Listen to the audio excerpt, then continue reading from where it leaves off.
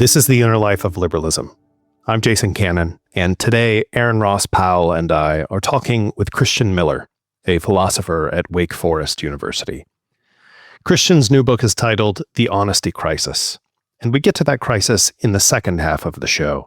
But we start by asking Christian about the virtue of honesty itself, what it feels like to be an honest person, how we come to deceive ourselves, and the challenges of studying the psychology of honesty. And stay tuned at the end of the show to learn about a new way to discuss this episode with Aaron and me. We hope you enjoy.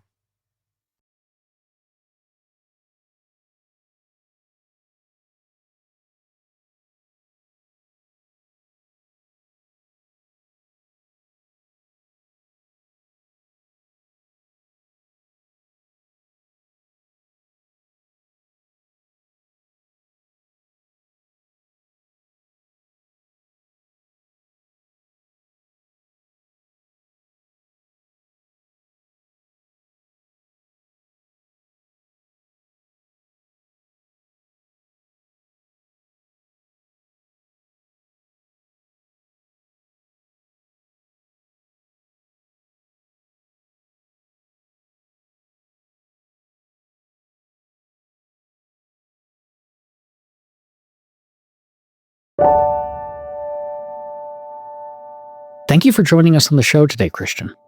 It's a great honor. I really look forward to our conversation. So this new book is about the virtue of honesty. But before we get to honesty specifically, I wanted to start with virtue as such. And not so much the textbook definition of virtue, but call it the inner side of it. So what is it actually like to have a virtue? What is, I guess, the felt difference between living a virtue and not? Well, I don't know if I would know that from my own experience. I can't claim to be a virtuous person myself, but I can at least report to you what people say it's like, and I trust that they're, reporting accurately. So you're right that virtue has an external manifestation and behavior, but also I think on a plausible Aristotelian approach has an internal side to it as well. That internal side is going to be both cognitive, so it has to do with our thinking, and affective or emotional, which has to do with our motivational life and our feelings. So you asked specifically, what is it like from the internal perspective?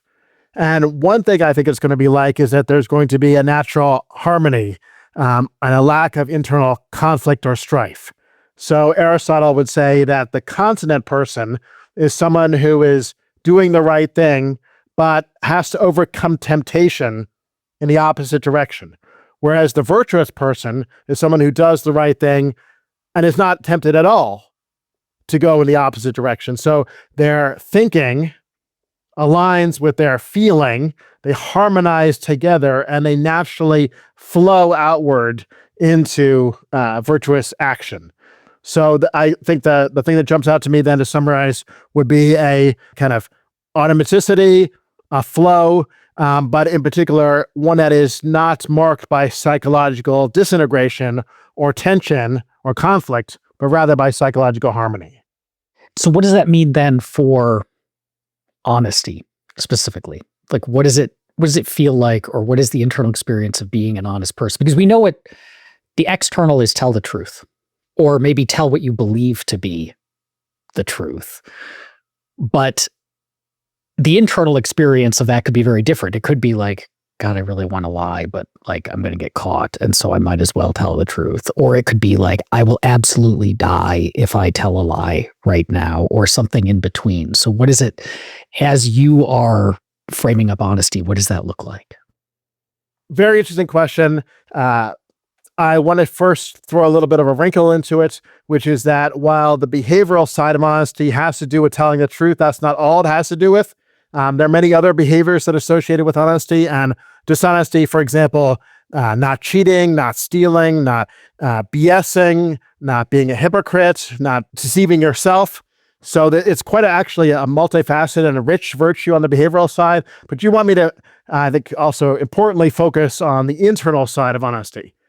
There, I think you're going to see the same kind of lack of conflict, the same kind of flow state.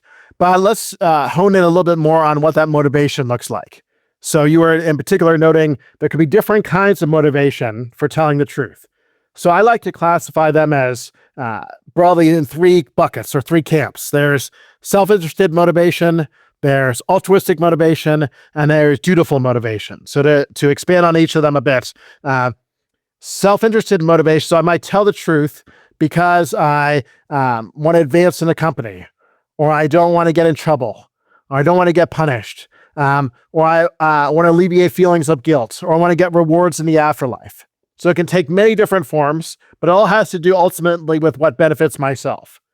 That, I think, is going to be off limits when it comes to the virtue of honesty, as I think it's also going to be off limits for every other virtue. That would be a larger claim to establish. So with respect to honesty, if it's primarily a matter of benefiting myself, then of course that could lead to good behavior, but that would not be a good psychological position to be in behind the behavior as far as virtue is concerned. The other 2 categories, though, I think are fine. And this is also an interesting aspect of honesty. It's quite pluralistic. It's quite diverse as to what motivation is allowed for the virtue. So let's take dutiful motivation first. So that's when it's more impersonal. I'm doing the thing. I'm telling the truth because it's the right thing to do. Or because, as Kant would say, the moral law commands me. Or because God commands me. Or because it's what an honest person would do. So it's more impersonal, it's more abstract. I think that's perfectly fine when it comes to honest motivation.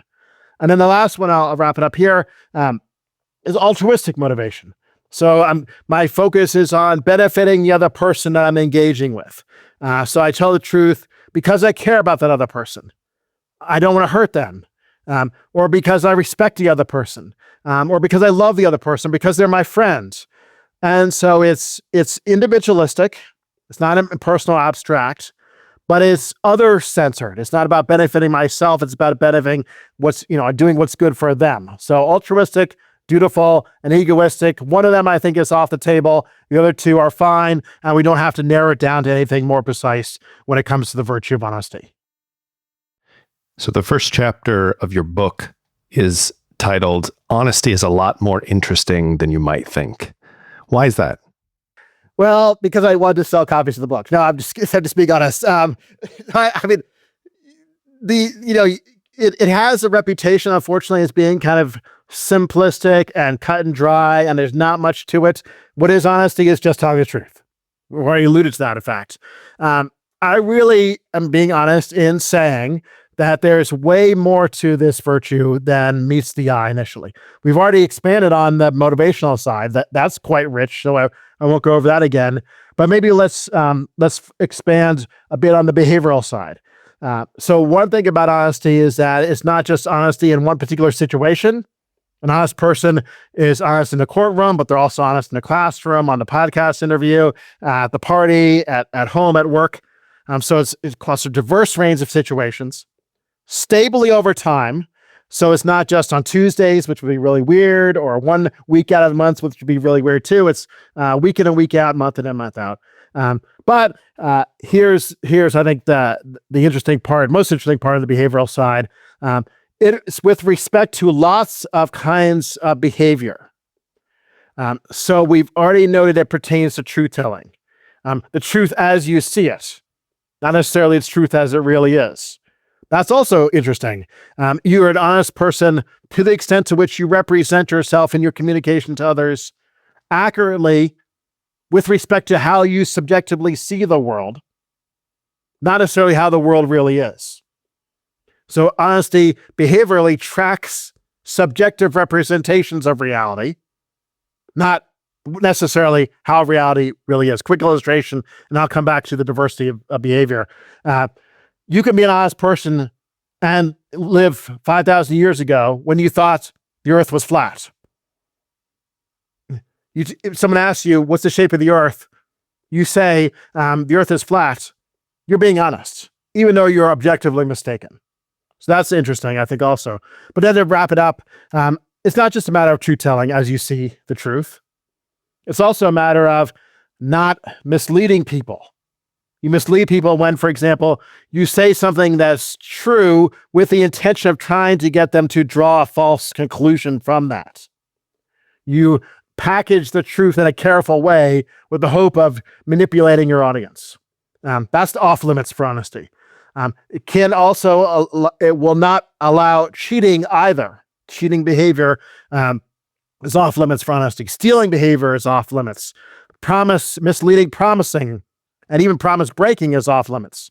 As well as, this is not exhaustive list, but just think about how much ground we're covering. Fraud, that's off limits. BSing, bullshitting is off limits. And self-deception and hypocrisy are off limits too. So to sum it up, it covers actually an enormous amount of moral territory, maybe more than most other virtues do, in preventing these very problematic ways of relating to other people, and also interesting problematic ways of relating to yourself. You have to be honest to yourself as well if you have the virtue of honesty. You said that self-deception is verboten for honesty. What does that look like in practice? How is it that we can be dishonest with ourselves? Oh, that's a huge question. Philosophers have been wrestling with that for a long time, written books and articles about it. And I don't think anyone's come up with a really clear, convincing answer to that. So, first of all, let's note that it does happen. It's real. So it needs to be explained. Secondly, it works something like this. Maybe it'll be helpful to take a more concrete example instead of talking in abstracts. To take an example of someone who, let's make it a man who's in a relationship with a woman. He believes that she's being faithful. He's believed that for a while. But now there's lots of evidence that's accumulating that maybe that's no longer the case. He sees the credit card receipts. He sees the text messages. He sees the erratic travel schedule and so forth. Plenty of evidence that's being gathered or is available to him to lead him to the conclusion that she's not being faithful. But what does he do? He ignores that evidence on purpose because he wants to continue to believe that she's being faithful to him. So it's not because he's being, accurately, his beliefs are accurately reflecting the evidence. It's because of an underlying desire that he has to want to continue to be in this relationship and believe that she's being faithful and not wanting not to confront the truth that's kind of staring him in the face at this point. So as a result of that desire, he gets himself into a mindset of ignoring the abundance of evidence and deceiving himself into thinking that she is still being faithful to him. So as a result, now bring it back to honesty, he's not being honest to himself, because if he was honest to himself, he would be sensitive to this evidence and come to the correct conclusion, that she's no longer faithful to him. That is, in my way of thinking about honesty, a matter of intentionally distorting the facts as the person sees them. That is the hallmark of dishonesty. An honest person does not do that. They accurately represent the facts and the evidence as it's presented to them. That is absent in the case of self-deception. One of the things I have long admired about your work, going back to, I think, our first podcast conversation was on your excellent book, The Character Gap, is your engagement with the empirical research on the matters you're investigating, in addition to the theoretical, philosophical side. So can we talk about that? And I guess the way I ask it is, what do we know about how honest people actually are? Good. So this is a large topic, and I'll come at it from a couple different directions. So one direction is, the title of the book is called The Honesty Crisis. So I'm worried about honesty eroding in society and various ways in which specifically technology is putting pressure on honesty. Let's put that to the side. We'll probably get into that a little later. Let's take, independent of recent developments, kind of what do we know about people's honesty in general from empirical research in the last 50 years? I think there's a mixed bag that emerges here from the research literature. There's kind of some positive aspects and some negative aspects. So let me highlight a positive aspect, noting that there are others, and then let me highlight a negative aspect, knowing that there are others. But the emerging conclusion is going to be that we're neither going to be good enough to count as honest, virtuously honest, nor bad enough to count as viciously dishonest. I say that about most people. I think there's a bell curve here. There are going to be some outliers. There are going to be some quite honest people. There are going to be some quite dishonest people. But they are the exceptions. The rule is going to be in the middle. We're a mixed bag. Okay, let me highlight a positive. So in chapter 2 of the book, I talk about empirical research in the last 30 years on the frequency of lying behavior. You might think that people lie to others in their interpersonal communication quite often. And early research actually backed that up. Some early research found that people would average about 2 or 3 lies a day. More recent research, though, has found that, well, you need to go a little bit more in a nuanced direction in your experimental work. Averages cover up individual differences. Just because the average might be 2 to 3 doesn't mean that every individual person is doing 2 to 3. It could be. But there's another possibility, which actually is what emerged in the more nuanced research. So in the last 15 years, when you actually ask individual people, how frequently have you lied in the last 24 hours? Or when you track their lying behavior over the course of 3 months, it turns out that the majority of people tell almost no lies. 60% of people said no lies in the last 24 hours in one study of 1,000 participants. And for the remaining 40%, most of them told almost no lies in the last 24 hours. It was only a 5% group that was responsible for half the total lies and lied quite frequently. And that gave us our average, but they're skewing the average radically. So that I think is quite positive. It actually supports a theory, a dominant theory now in communications research and in psychology research called truth default theory, which is that people tend to default to telling the truth to others. That's our natural inclination, and it actually takes psychological effort and work to tell a lie. It's costly psychologically to do that. Okay, so that's a bit on the positive side. We can probe that, of course, in more detail if you like. Now on the negative side. So let's shift from lying to cheating. So it looks like in certain circumstances, people have a tendency to be willing to cheat others if they think they can get away with it. It's beneficial and they won't get caught. Now, those conditions are important. People are not going to be rampant cheaters unless they're really stupid about it or dumb about it, foolish about it. Anyone who's got any kind of sophistication will not do it when there's a likelihood they're going to be caught and or when it's not going to be worth their time and effort. But here's a concrete illustration. When participants were brought into the lab, they were given the opportunity to take a test with 20 problems. They were told that they would be paid 50 cents per correct answer. So there's a monetary incentive to cheat if they were able to. Well, one group wasn't able to. They were just given the test. It was graded by the people in charge. It was very kind of black and white. And they performed at the level of about 7 out of 20 correct. Another group, and now this is where it gets interesting, same test, 50 cents per correct answer. They took the test, but they were given the opportunity to grade their answers themselves, destroy their materials, verbally report how they did in quotation marks, and be paid accordingly. They knew that there was no chance of discovery if they inflated their performance. They also knew that they would, whatever they said, they would be paid accordingly. In this group, in the study I'm thinking of by Lisa Shu, the average performance, again in quotation marks, was 14 out of 20. So 7 in the control, 14 in the called the shredder group, or the opportunity to cheat group. That's not so encouraging.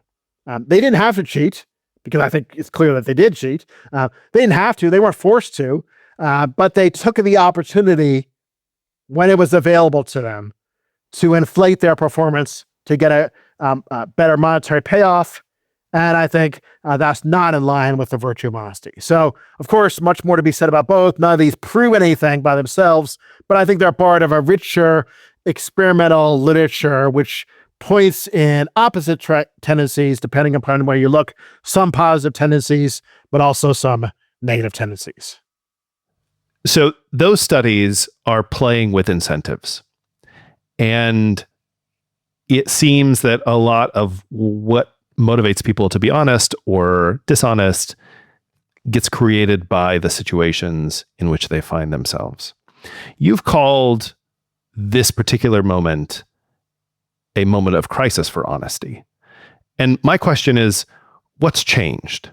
Have the incentives changed? Have the availability of tools to be dishonest changed? What's the source of the crisis and why now? I think it's more the latter. Honesty and dishonesty have been perennial concerns.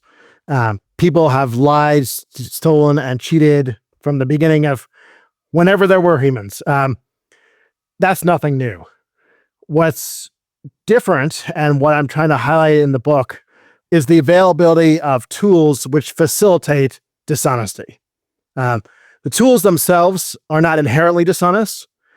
These are tools like AI, the internet, social media.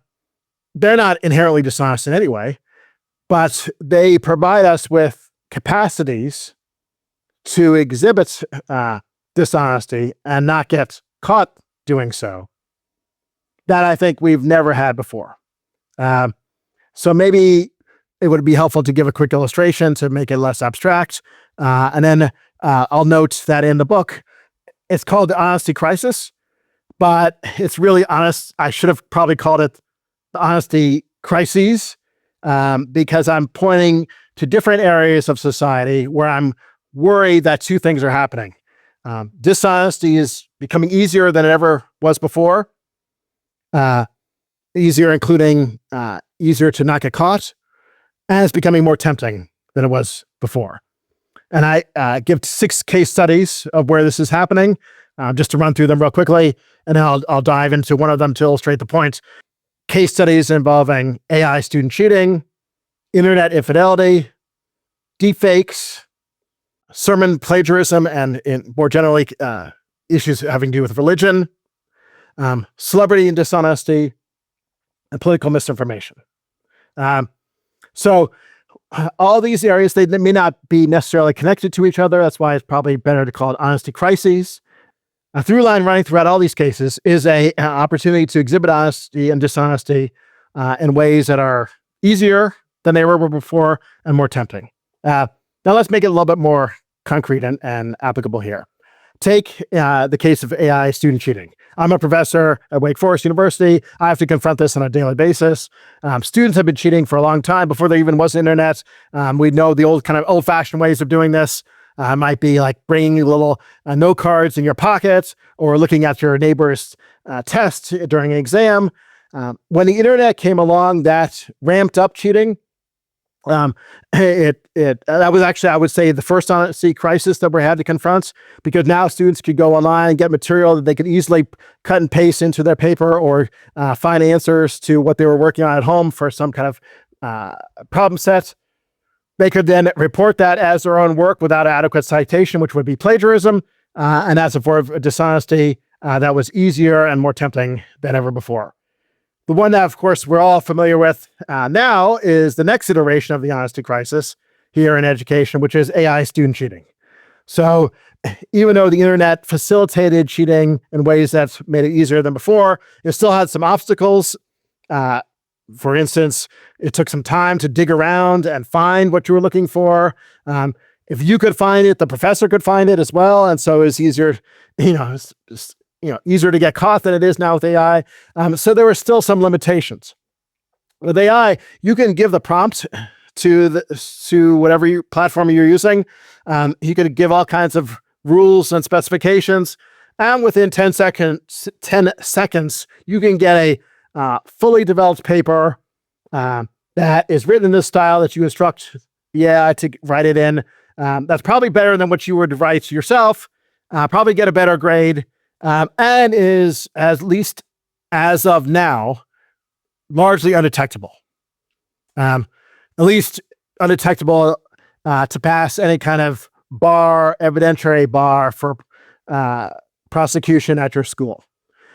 So with that kind of tool available, it's extremely tempting to use it.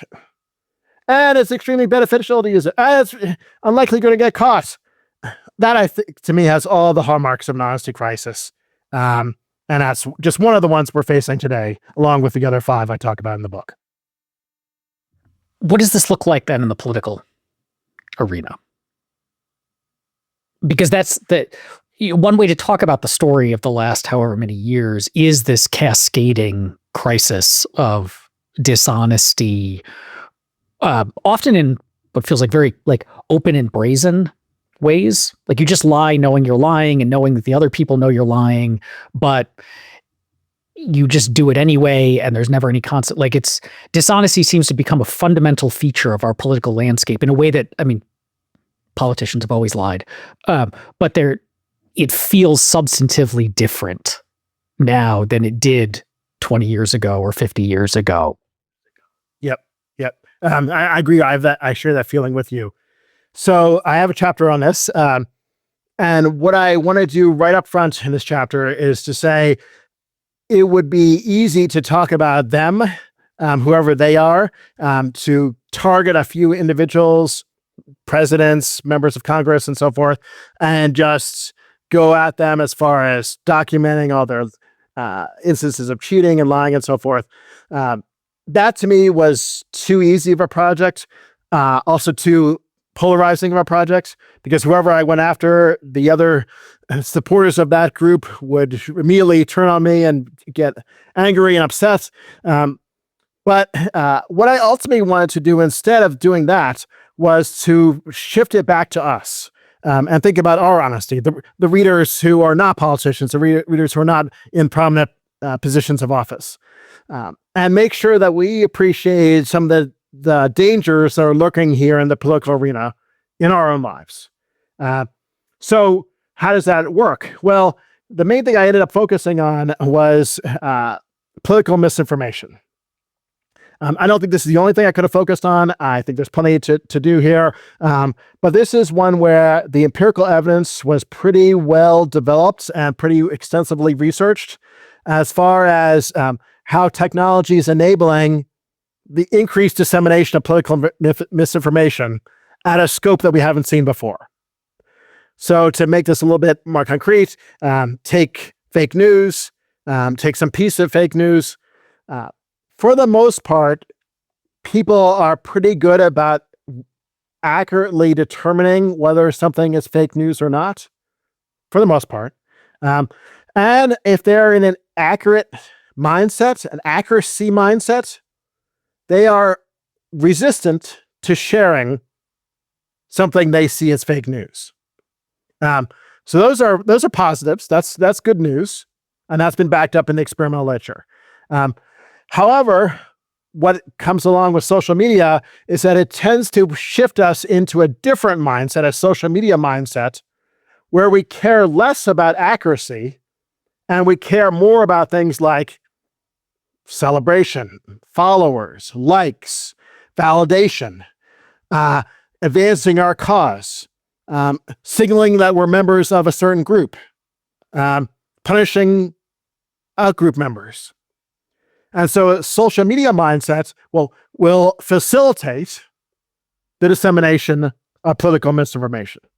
To make that a little bit less abstract, because I know that's pretty abstract, let me give the example I give in the book. So this is not an example unique to me. This is from the researchers Pennycook and al., so his collaborators. So he had an experiment in which participants were given the following headline: over 500 migrant caravanners arrested with suicide vests. So just to read again for listeners, over 500 migrant caravanners arrested with suicide vests. That was presented to participants.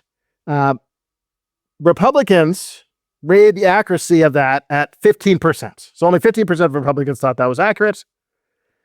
but 51% of Republicans said they would consider sharing it. That's striking. Striking disconnect. You rarely get disparities like that in experimental research. And it, by the way, although that mentions Republicans, there are other examples where it applies to Democrats too. This is party neutral. So that's just a stunning disconnect. You recognize, if you're in an accuracy mindset, you recognize it as not very likely to be false. But if you're in a social media mindset, you're quite reticent, quite willing to share it on your platforms. That's the honesty crisis that alarmed me, and that's what I focus on in this chapter.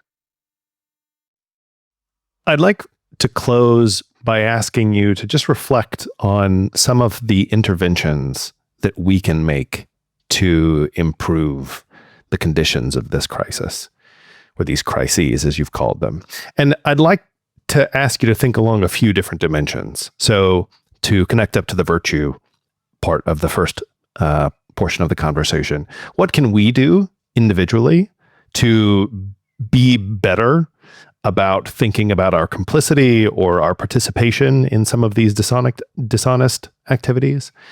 What obligations do platforms and the technology providers have for improving things here? And then thirdly, what, if anything, should we expect from our laws to improve these conditions? So just give us your thoughts on where we can put the shovel in first, as ourselves, as our society, and as a polity. Big question, a very rich question, and question for which I have no simple answer, because there is, not surprisingly, no simple answer. Way I would actually tackle that is, I think it needs to be closely tailored to the particular issue at hand. For certain issues, I would kind of start at the legislative level. For other issues, I start at maybe the corporate level. For other issues, I start more at the individual level. So I can't give a kind of one-size-fits-all answer here. I think it really needs to be, and this is just way ethics and morality work in general, it needs to be closely tailored to the particular issue we're talking about. So a couple examples. Take something like deepfakes.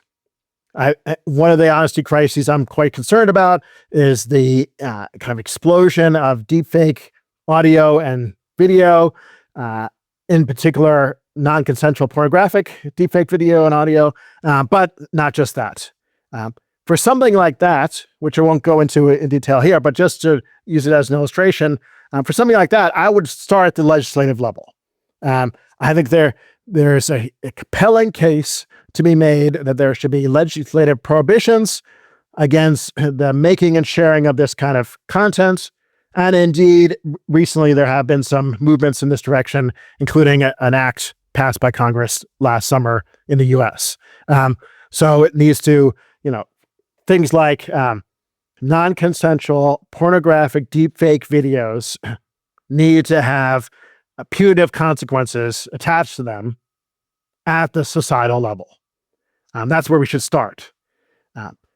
Switch to the political misinformation we talked about.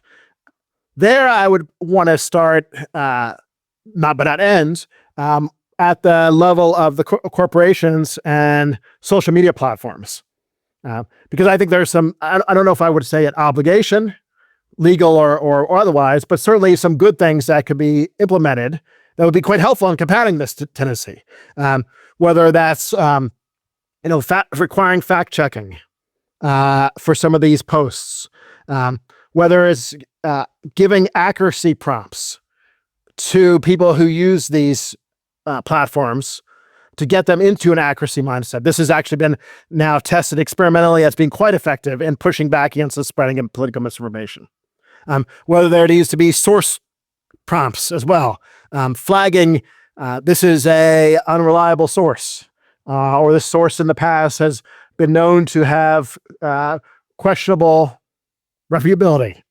There are different ways of navigating, again, fact checking, source prompting, and accuracy prompting that have a good empirical backing to them, that I would encourage, if not require, these platforms to make use of. But then let's go to the individual level. I think it's not an either or in any of these contexts. It's got to be a both and or all of the above. So, of course, when it comes to using the platforms, the individual needs to take responsibility too. But let's shift to yet another context. When it comes to faithfulness to your significant other, we're facing a honesty crisis here, having to do with internet infidelity. There's just rampant opportunity online, whether it's chat rooms, whether it's Ashley Madison and other websites which facilitate these rendezvous, whether it's millions and millions of sites devoted to pornography. There's plenty of opportunity to be dishonest towards your significant other when you're in a relationship that requires sexual exclusivity. There, I think, first and foremost, the responsibility and the focus has to be on ourselves. What are we going to do to combat temptation to look at these things and participate in these things, which amount to forms of cheating on another person? One very concrete thing I'll mention in passing, I develop in the book, is being more inclined to adopt an empathetic state of mind and empathetically think about what the world looks like from the perspective of our significant other and people we care about, and how they would feel if they were to find out that we were engaging in these kinds of activities. And fostering an empathetic state of mind that would not just be helpful in this context, I think it'd be helpful in many other contexts, including the political context, can push back against temptation to be dishonest. So I would say all these areas are promising: the social, the corporate, the individual. All of them are areas where we need to do more work to push back against these honesty crises that we're facing today. Christian, thanks for joining us. It's great to be with you. Really challenging and philosophically deep and rich questions. I really appreciate them. Christian's book is The Honesty Crisis, and you can find it now in your favorite bookstore. The inner life of liberalism exists entirely thanks to another virtue: the generosity of our listeners. Supporters gain access to extended cuts of our interviews and bonus episodes throughout the year, including our upcoming conversation on the importance of the French philosopher Sophie de Grouchy. And this is new. You can discuss this episode at our new subreddit at r/liberalpractice. As always, you can learn more about the show, explore previous episodes, and nerd out with Aaron and me at liberalpractice.org. We hope to see you there soon.